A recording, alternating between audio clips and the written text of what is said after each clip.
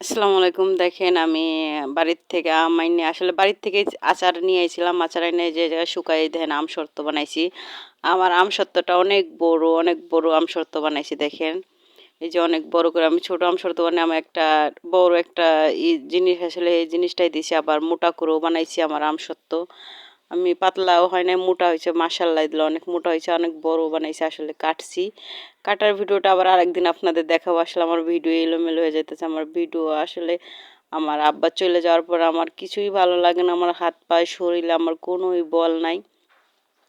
কি করি না করে আমি নিজেও জানি না। সংসারের কাম আমি ঠিক মতন করি না। তারপরে যে সকালবেলা রান্না করছি আসলে মিস্ত্রিরা কাজ করতেছে বাড়ির ভিতরে, তাই সকালে রান্না দুপুরে রান্না একবারেই শেষ করে হেলাই। এটা হলো দুপুরের রান্না। আর তো শুক্রবার ছেলেরা তো ঘুমায় রইছে, তাই কইছি ছেলেরা উঠুক পরে ছেলেদের নাস্তা বানাই দেবো। আর হ্যাঁ তো খায়ে চলে গেছে কাজ করতে, কাজে যাবে। আর এই যে ছেলেরা এখন ঘুমিতে উঠছে, এই যে ছেলেদের লেগে নাস্তা বানাবো হলো রুটি। রুটি গরিবের নাস্তা, কোটিপতি খালাম্মা আপনাদের নাস্তা।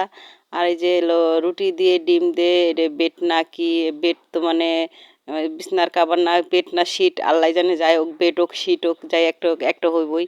আসলে রুটি ভাজা ডিম দিয়ে আমি যা বলি। এই যে আমার নাস্তা বাচ্চা আমার ছেলেদের নাস্তা তো দিয়েই দিছে, আর এটা এখন আমি খাবো, তাই আপনাদের সাথে একটু ঢং করে দেখাইলাম। আর ঢংই খালাম্মা। আর এই যে আমার চিপস দিয়ে ভাত খেতেছে, আসলে আমার মতন চিপস দিয়ে কে কে ভাত খান আমাকে একটু কমেন্টে জানিয়ে না। আমি করলাম চিপস দিয়ে মাঝে মাঝে ভাত খাই। আসলে আমার তো খাবারের ভিডিও করা হয় না, এর লেগে এতটা দেখানো হয় না। আমার চিপস দিয়ে তারপরে এই যে পাঁপড় দিয়ে ভাত খেতে আমার কাছে অনেক ভালো লাগে। চিপস পাঁপড় চানাচুর এটিতে আমি ভাত খাই, আসলে এটিতে ভাত খাই আমি বকাও শুনি। বাবুর আব্বুর কাছে কয় কি কি দিয়ে তুই ভাত খাস, তুই পাগল। আমি মাঝে মাঝে চিপস দিয়ে ভাত খাই, আসলে আমার কাছে চিপস দিয়ে ভাত খেতে অনেক মজা লাগে।